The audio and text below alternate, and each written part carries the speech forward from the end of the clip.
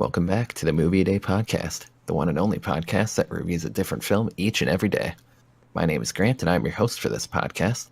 With me, as always, to dive into the world of cinema, we have Sky Hello. and Ryan. What up?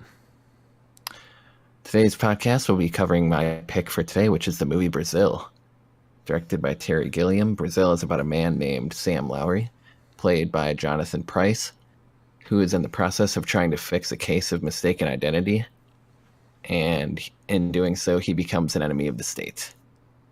So, let's first get into our initial thoughts and recommendations for this movie, which, by the way, is free with Amazon Prime, so you can watch it along with us. And for our initial thoughts, we will start with you, Sky. All right. Well, I would say I thoroughly enjoyed this movie. There is a lot to this movie, a lot to unpack. I'm definitely going to need to watch it several more times, I think, to fully get everything out of it. But yeah, I would say the writing's strong. I really like the score, the constant Brazil theme. Directing's good. Editing's good. There's some quick, funny edits. But yeah, I really like the themes the movie discusses and I guess how it portrays them.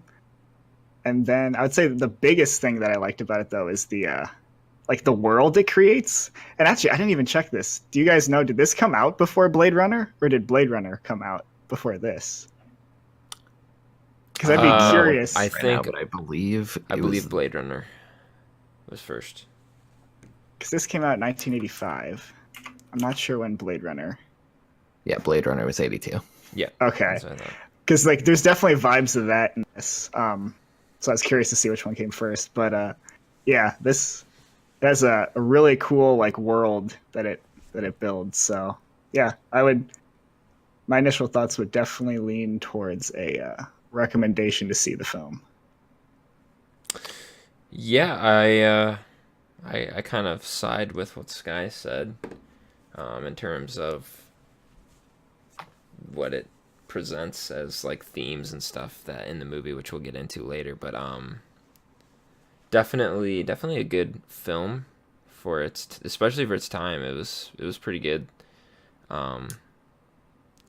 What's nice about old movies like this is they use actual props. They don't use the CGI is not as advanced back in the day, so they're forced to use actual stage props, which is really cool. Because then you can really get some creativity out of it. But yeah, I thought it was pretty good. Little weird at times. It was funny throughout because it was so random at sometimes. With some of the scenes just kind of jump out at you, and it's well, I mean, we'll get into those later too. But yeah.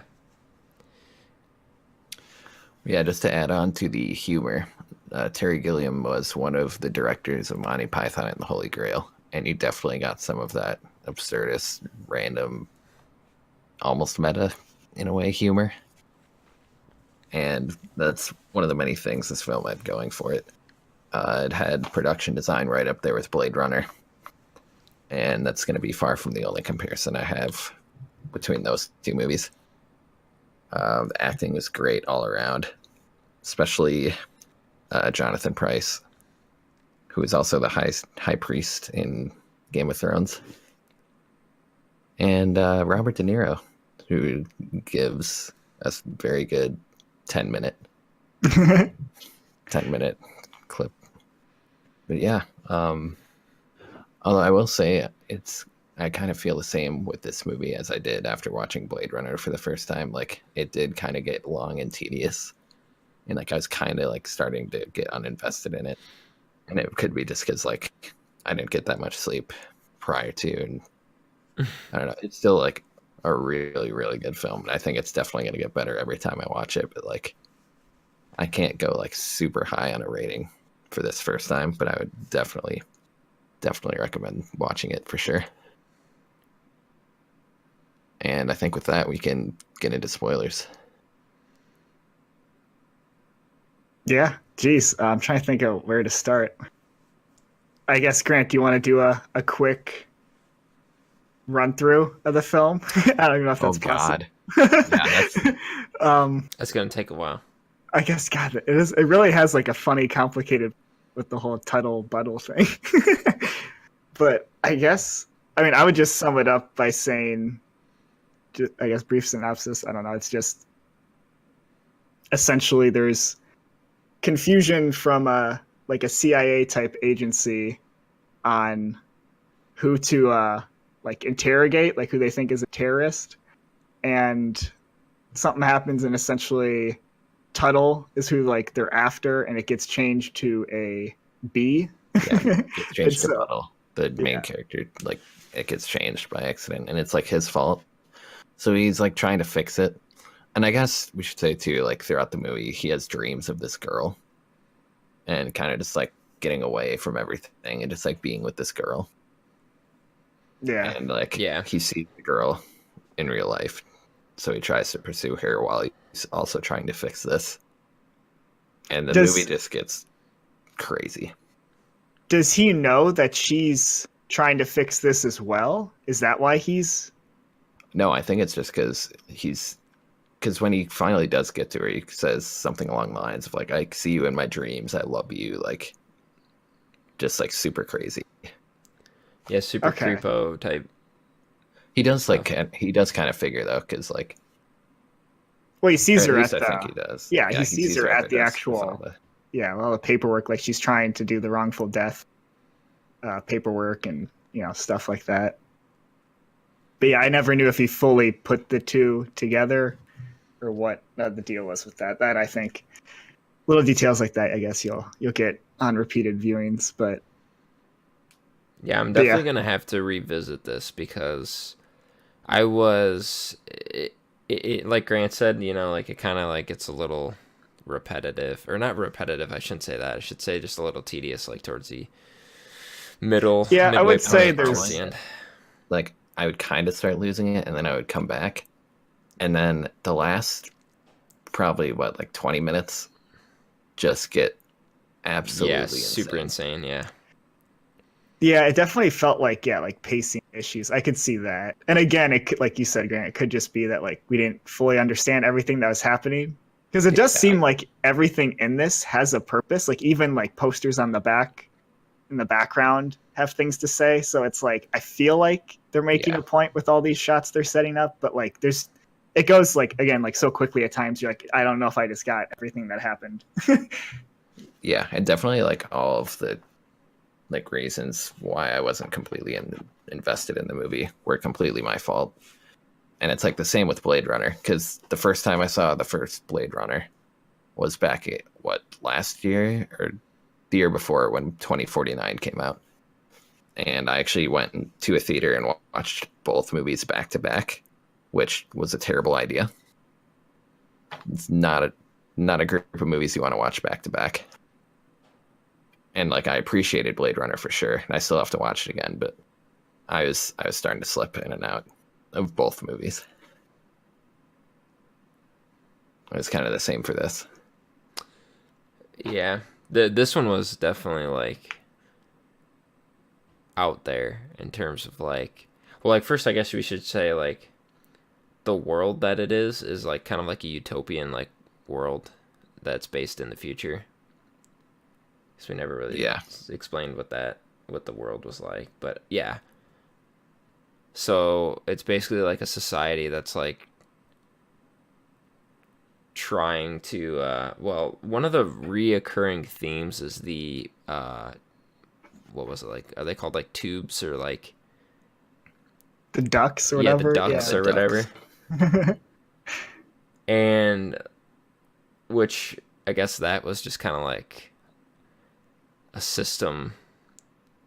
Well, I throughout. kind of took it as like just like I guess one of the big themes is just kind of like conveniences for like the sake of quality. Again, like kind of like a super Americanized like future, like utopia, like you were saying, where everyone's just kind of like wants stuff quick.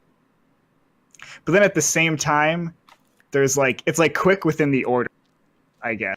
Like there's like procedure and policies in place, and like no one is allowed to go outside of them. and they like blindly trust that the system 100% works. And I think with that, like the whole theme of like no accountability, like everyone's kind of trying to pawn off their problems on others. Like I think the main guy's boss, he always says, he's like, oh, it's not a problem with accounts receivable. And then like they said it wasn't their problem, it was like someone else's department's problem. And everyone's essentially just expecting someone else to fix it because the system can't have, I guess, problems, essentially. Yeah, it's kind of just like a government and a system with no real like leadership. And it's kind of just like everyone doing their own thing, and it's definitely like supposed to be a parody or a satire, I feel like, of like other governments. Like not ours, but it's like, I think oddly enough, like Brazil's government closely resembles what this movie is trying to satirize. Well, Yeah, I mean, the form I of think it's government is like a today. bureaucracy. Yeah. I think Yeah. that's one of So, the like, main things he's yeah, going like- for in this. And like and then Jonathan Pryce, he plays like one of the people that works for the state, so that's where he like comes in, or that's how he gets involved.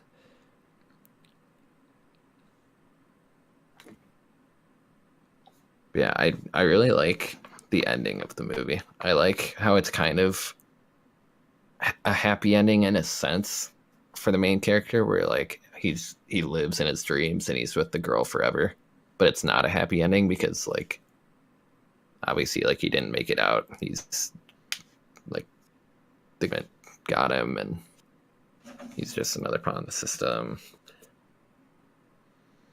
So I don't know. I did really like the ending. Yeah, no, I did too. And it's funny seeing, I think I already told you guys, but yeah, the movie is essentially being, I guess I should say, parodied, but Repo Men is like a really crappy movie that was made, I don't know, 5-6 years ago, that has like the exact same ending as this. Like you think the two characters are getting away happy, and then it turns out like the main character's in a coma. I think it's Yeah. got Jude Law in it. Yeah, in Forrest Whitaker. Yeah, and Forrest Whitaker, yeah. So it's interesting seeing, like, I saw that first, and I saw this, and I was like, oh, like, that's where they got that idea from. And, like, that movie was awful, but yeah, this movie, it actually has, like, a purpose. But Yeah. There's so much going on in this movie. It's, like, almost hard to, like, Yeah, come it's- up with things to say about it in the same day. yeah, Yeah, I mean, I I'm would say, still pondering it, and I'm definitely gonna have to revisit it again. yeah, I would say the main theme that I think was, I guess, a central part of this is, like, the whole terrorism thing, and, like, how, like, everyone turns a blind eye to it. Right? Yeah, Like, everyone just kind of pretends like there's scenes where like the terrorists kind of set off bombs, like explosions or whatever, and like people like in the area, some of the people like are just kind of like ignore it, whereas like other people are like coming in to like help the injured or the wounded out, and they Yeah. don't really do anything about it. Like there's like a well, like big- at the dinner scene. the dinner Like, that's scene, the- yeah, where they're just like, kind of they're like all ordering sitting food. there and ordering food still and eating, and it's like Yeah, it's nothing more of even an happened. inconvenience to them. Yeah. Yeah. They like have to like hide it. Like they put like that thing behind them to like hide the fact like people literally just blew up Yeah. like 2 tables away. They're just sitting there eating their food. Yeah, it's They're fake food, by the way. It's like a fake Yeah. version.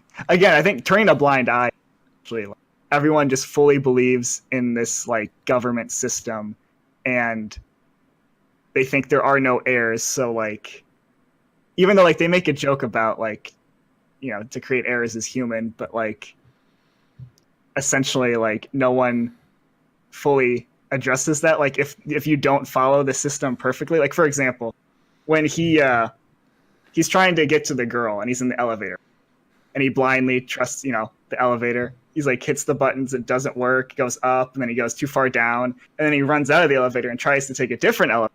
And this elevator is like restricted for like the minister.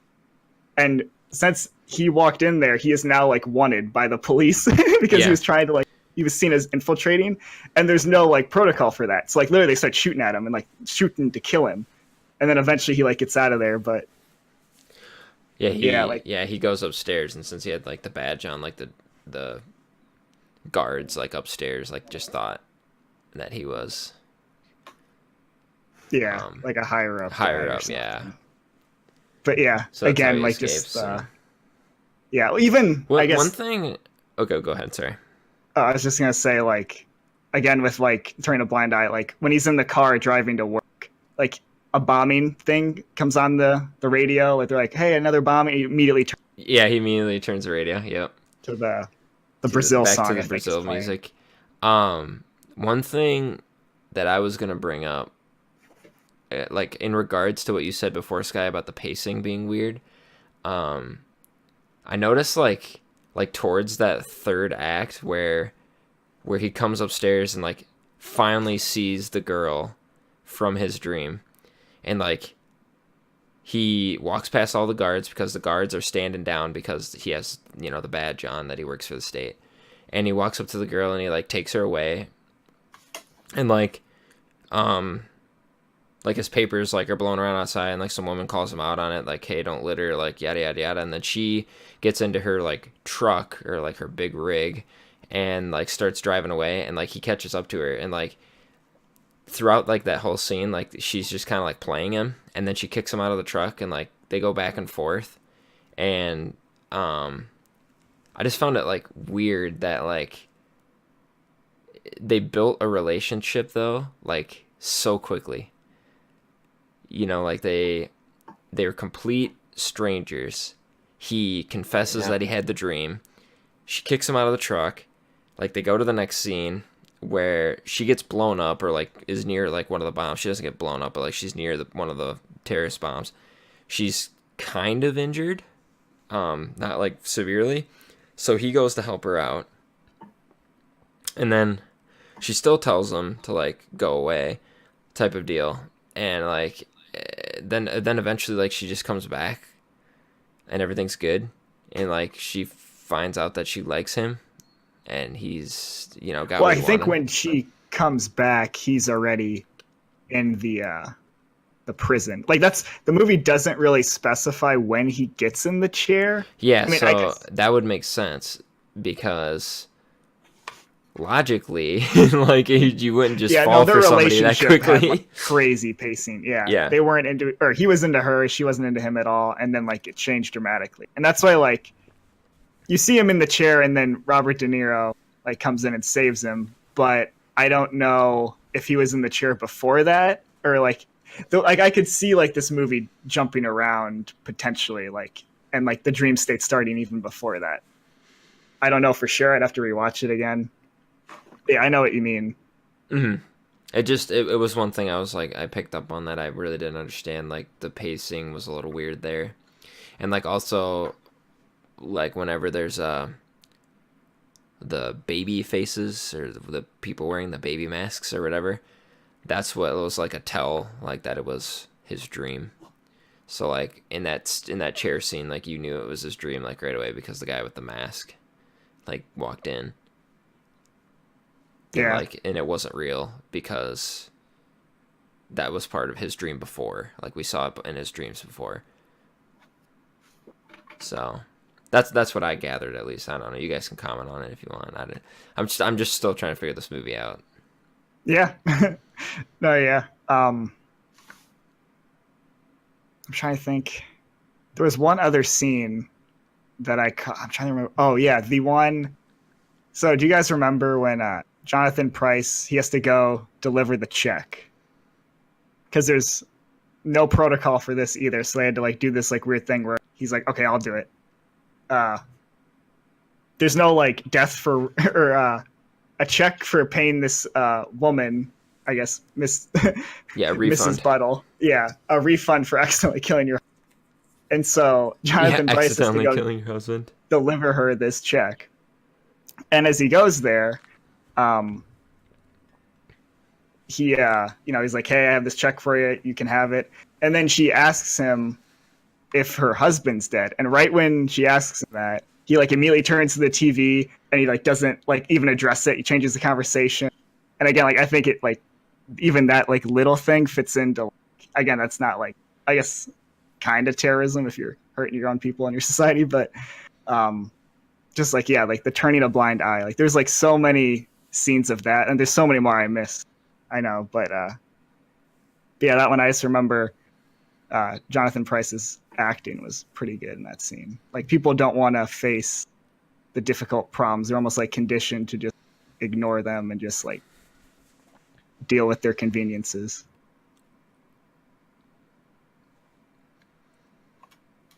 Yeah, there's definitely a lot to unpack with this movie. I could definitely see us revisiting this too. I don't know if we do another podcast on it, but we might talk about it again at some point. Yeah, Yeah. definitely gonna watch it again at some point for sure. So, any other final thoughts? I think that's it for me. Should Yeah, we? I covered my only big thing I wanted to talk about. Yeah, should Yeah. we give it our signature rating? Signed and dated.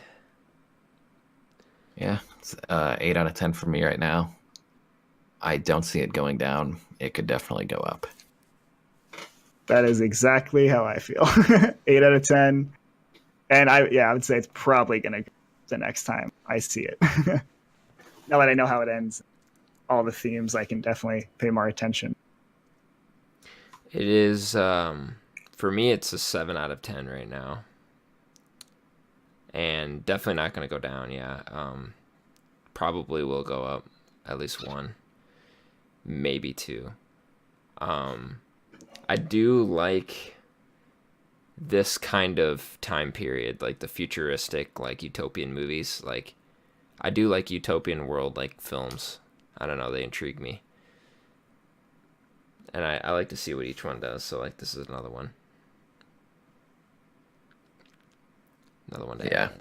definitely movies with unique production design are just really fun to watch. Yeah. I agree. Especially like for this time period too. It's like what they had to work with back then, they do a pretty good job of Yeah, like immersing you into making you feel like it's real, like a real world. yeah, I definitely agree with that. But yeah, I think Sky, you are the one that picks next for us. Yes, I do. And I think I'm going to be apologizing for making all of Buzzsaw forever. So I'm going to keep up with a movie I think we've all seen that is good. But we'll get into more of that later. But I'm going to pick Annihilation. All right. Definitely not opposed to watching that movie again. Yeah. Yeah. I think we've all For my opinions on that movie. we've only each of us have only seen it once, right? Yes. Yep. I own it. Good. I think we're gonna get In more out of 4K. it this time. Yeah. Very nice.